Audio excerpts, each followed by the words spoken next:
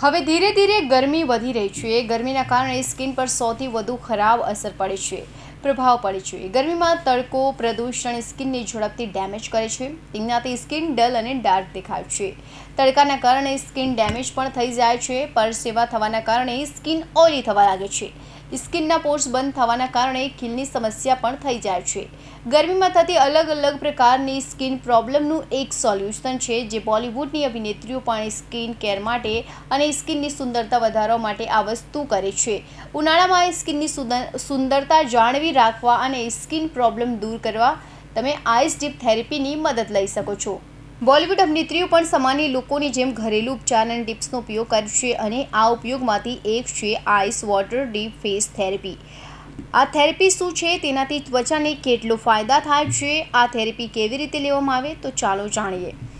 સૌથી પહેલાં તેના માટે એક મોટા વાસણમાં પાણી લો અને તેમાં આઈસ ક્યુબ રાખો। ત્યારબાદ પાણી જ્યારે એકદમ ઠંડુ અને બરફવાળું હોય ત્યારે તેમાં ચહેરાને ડુબાવો અને થોડી સેકન્ડ રાખો। 5 થી 10 મિનિટ માટે આ પ્રોસેસને રિપીટ કરો।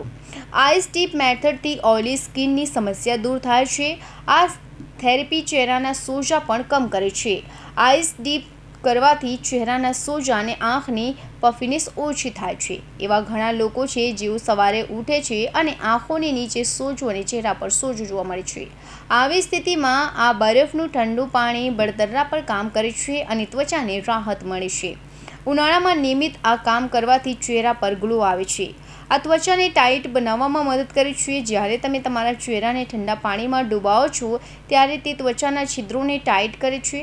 આ થેરેપી કરચલીઓ અને ફાઇન લાઇન્સની સમસ્યા પણ ઓછી કરે છે। આઈસ ડીપથી સ્કિનમાં બ્લડ સર્ક્યુલેશન સુધરે છે અને ચહેરા પર ચમક વધે છે। ખુલ્લા છિદ્રો ત્વચાની સૌથી મોટી સમસ્યાઓમાંથી એક છે। જ્યારે તમારા ચહેરાના છિદ્રો મોટા અને ખુલ્લા હોય છે ત્યારે તેમાં તેલ, ગંદકી અને ધૂળ જમા થતી રહે છે અને તે તમારી ત્વચાની કુદરતી ચમક છીનવી લે છે।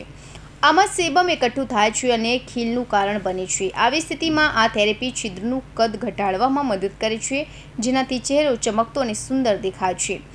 બીજી તરફ, જો તમારી ત્વચા ખૂબ જ સંવેદનશીલ છે તો આ થેરેપી કરતાં પહેલાં એકવાર ડૉક્ટરની સલાહ જરૂર લો। Bureau report, Hind TV news, Surat.